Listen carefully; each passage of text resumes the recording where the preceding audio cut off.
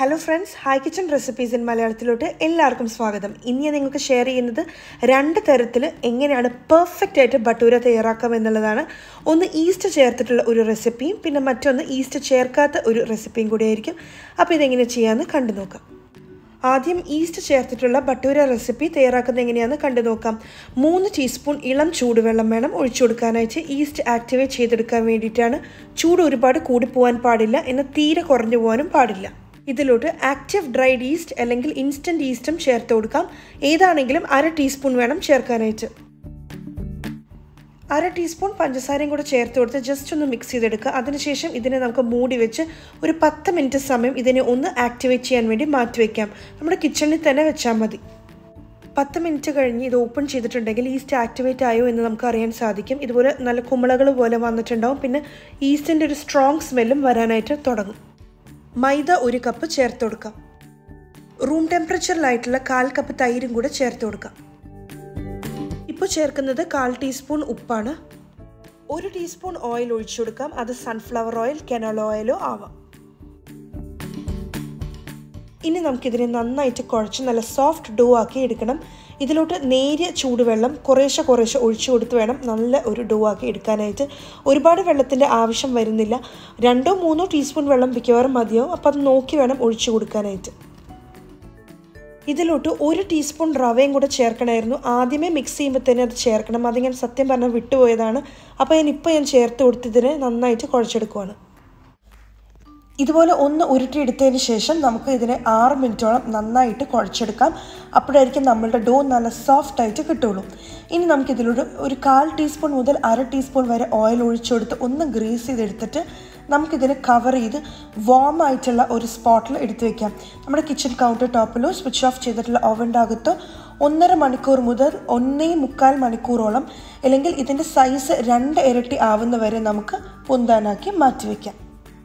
East ചേർക്കാത്ത രീതിയിൽ എങ്ങനെയാണ് ബട്ടൂര തയ്യാറാക്കാമെന്ന് കണ്ടു നോക്കാം. ഒരു അരിപ്പയിലോട്ട് 1 കപ്പ് മൈദ ഇട്ട് കൊടുക്കാം. ഈസ്റ്റ് ചേർക്കാത്തതുകൊണ്ട് തന്നെ നമുക്ക് കുറച്ചും കൂടെ എയർ ഫോർമേഷൻ ആവശ്യമുണ്ട്. അതുകൊണ്ടാണ് നമ്മൾ അരിച്ചെടുക്കാൻ പോകുന്നത്. ഈസ്റ്റിന് പകരം 1/4 ടീസ്പൂൺ ബേക്കിംഗ് പൗഡറാണ് ചേർക്കേണ്ടത്. 1/4 ടീസ്പൂൺ ഉപ്പും കൂടെ ചേർത്ത് കൊടുക്കണം. ഇനി നമുക്കിതിനെ അരിച്ചെടുക്കാം. ഇതിലോട്ട് 1/2 ടീസ്പൂൺ പഞ്ചസാര ചേർത്ത് കൊടുക്കണം. 1 ടീസ്പൂൺ റവ ചേർക്കണം. ഓയിൽ 1 ടീസ്പൂൺ ചേർത്ത് കൊടുക്കാം. റൂം ടെമ്പറേച്ചറിലായിട്ടുള്ള 1/4 കപ്പ് തൈരും കൂടെ ചേർത്ത് കൊടുത്ത് ഇതിനെ ഒന്ന് മിക്സ് ചെയ്തെടുക്കണം. നമ്മൾ നേരത്തെ ചെയ്തോണം തന്നെ നേരിയ ചൂടുവെള്ളം കുറേശ്ശെ ഒഴിച്ചു കൊടുത്ത്, അപ്പോൾ അതിനൊരു പ്രത്യേക കണക്കില്ല. ആവശ്യമനുസരിച്ച് അത് നേരിയ ചൂടുവെള്ളം കുറേശ്ശെ ഒഴിച്ചു കൊടുത്ത് ഇതിനെ നന്നായിട്ടൊന്ന് ഉരുട്ടിയെടുക്കണം. ഇതിനെ ഒന്ന് ഉരുട്ടിയെടുത്ത് കഴിഞ്ഞതിന് ശേഷം നമുക്കിതിനെ നന്നായിട്ട് 6-7 മിനിറ്റോളം നന്നായിട്ട് കുഴച്ചെടുക്കണം. എന്നാൽ മാത്രമായിരിക്കും ഇത് നല്ല സോഫ്റ്റ് ഡോ ആയിട്ട് നമുക്ക് കിട്ടുള്ളൂ. 1/4 ടീസ്പൂൺ മുതൽ 1/2 ടീസ്പൂൺ വരെ ഓയിൽ ഒഴിച്ചു കൊടുത്ത് ഇതിനെയും ഒന്ന് ഗ്രീസ് ചെയ്തിട്ട് കവർ ചെയ്ത് 1.5 മണിക്കൂർ മുതൽ 1.25 മണിക്കൂർ വരെ മൂടി വയ്ക്കാം. ഏകദേശം 1.5 മണിക്കൂർ കഴിഞ്ഞപ്പോഴേക്കും നമുക്ക് കാണാൻ സാധിക്കും ഈസ്റ്റ് ചേർത്ത മാവ് 2 ഇരട്ടിയായിട്ട് വലുതായിട്ടുണ്ട്. പിന്നെ ബേക്കിംഗ് പൗഡർ ചേർത്തത് അങ്ങനെ വലുതാവുന്നില്ല, അതുപോലെ തന്നെ ഇരിക്കുകയുള്ളൂ. ഈസ്റ്റ് ചേർത്തിട്ടുള്ള മാവ് നമുക്ക് ആദ്യം ബട്ടൂര തയ്യാറാക്കി നോക്കാം. അപ്പോൾ ഇത് ബേക്കിംഗ് പൗഡർ ചേർത്ത് തയ്യാറാക്കിയ മാവിനേലും കുറേ കൂടെ സോഫ്റ്റ് ആയിരിക്കും കേട്ടോ. അപ്പോൾ ഇതുപോലെ നമുക്ക് ഒന്ന് ചെറുതായിട്ട് കുഴച്ചതിന് ശേഷം നമുക്ക് 4-5 ഉരുളകളാക്കി ഡിവൈഡ് ചെയ്യാം. പൂരി ചപ്പാത്തിയൊക്കെ ചെയ്യുന്ന പോലെ തന്നെ ചപ്പാത്തി കല്ലിട്ടിട്ട് നമുക്കിതിനെ ഒന്ന് പരത്തിയെടുക്കാം. കുറച്ച് പൊടി ഇട്ട് കൊടുത്തിട്ട് വേണം പരത്തിയെടുക്കാനായിട്ട്. പിന്നെ നമ്മളിതിനെ വറുക്കാൻ പോകുമ്പോഴേക്കും എക്സസ് പൊടി ഉണ്ടെങ്കിൽ പൊടി തട്ടി കളഞ്ഞിട്ട് വേണം വറുക്കാനായിട്ട്. ഇത് പരത്തുമ്പോൾ ഓവറായിട്ട് കട്ടി പാടില്ല, അതേസമയം തീരെ കട്ടി കുറയാനും പാടില്ല. ബട്ടൂര തയ്യാറാക്കുമ്പോൾ നല്ല രീതിയിൽ എണ്ണ വേണം. നന്നായിട്ട് ഇത് മുങ്ങിക്കിടന്നാൽ മാത്രമാണ് ഇത് നന്നായിട്ട് കൊമളിച്ച് വരുള്ളൂ. അപ്പോൾ നമുക്ക് ചൂടായ എണ്ണയിലോട്ട് നമുക്ക് ഓരോ ബട്ടൂര ഇട്ട് ഫ്രൈ ചെയ്തെടുക്കാം. ഇതിപ്പോൾ ഈസ്റ്റ് ചേർത്തിട്ടുള്ള ബട്ടൂരയാണ് ഈ കാണുന്നത്. അപ്പോൾ ഇതുപോലെ തിരിച്ചും മറിച്ചും ഇട്ട് കൊടുത്ത് നല്ല പെർഫെക്റ്റ് ആയിട്ടുള്ള ബട്ടൂര നമുക്ക് പെട്ടെന്ന് തന്നെ തയ്യാറാക്കിയെടുക്കാൻ പറ്റും. ഇനി നമുക്ക് ബേക്കിംഗ് പൗഡർ ചേർത്തിട്ടുള്ള ബട്ടൂര തയ്യാറാക്കാം.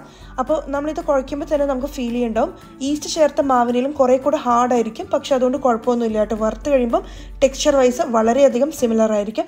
അപ്പോൾ നമുക്കിതുപോലെ നമ്മൾ സാധാരണ ചെയ്തോണം തന്നെ കുറച്ച് പൊടിയിട്ട് ഇതിനെ ഒന്ന് പരത്തിയെടുക്കുക. അതിനുശേഷം ചൂടായ എണ്ണയിലോട്ട് നന്നായിട്ട് എണ്ണ വേണം, അതിലോട്ടിട്ടിട്ട് നമുക്ക് വറുത്തെടുക്കാം. തിരിച്ചും മറിച്ചോട്ട് വറുത്തെടുക്കാം. വളരെ പെർഫെക്റ്റ് ആയിട്ടുള്ള ബട്ടൂരയാണ് 2 തരത്തിലാണ് ഇവിടെ തയ്യാറാക്കിയിട്ടുള്ളത്. എല്ലാവരുടെ വീട്ടിലും ഈസ്റ്റ് ഉണ്ടാവണം എന്നില്ലല്ലോ, അതുകൊണ്ടാണ് ഞാൻ 2 തരത്തിലും ഷെയർ ചെയ്തിട്ടുള്ളത്. രണ്ടിൻ്റെയും ടെക്സ്ചർ വൈസ് ചെറിയ ചെറിയ വ്യത്യാസമുണ്ട്, പക്ഷേ ടേസ്റ്റ് അടിപൊളിയാണ്. എന്തായാലും നിങ്ങൾ ട്രൈ ചെയ്ത് നോക്കണം. ട്രൈ ചെയ്തിട്ട് അഭിപ്രായം പറയാൻ മറക്കരുത്. അപ്പോൾ എൻ്റെ റെസിപ്പീസ് എല്ലാം ഇഷ്ടപ്പെടുന്നുണ്ടെങ്കിൽ എൻ്റെ ചാനൽ ഇതുവരെ സബ്സ്ക്രൈബ് ചെയ്യാണ്ടാണ് കാണണമെങ്കിൽ താഴെയുള്ള red colour subscribe button click ചെയ്യാൻ മറക്കരുത്.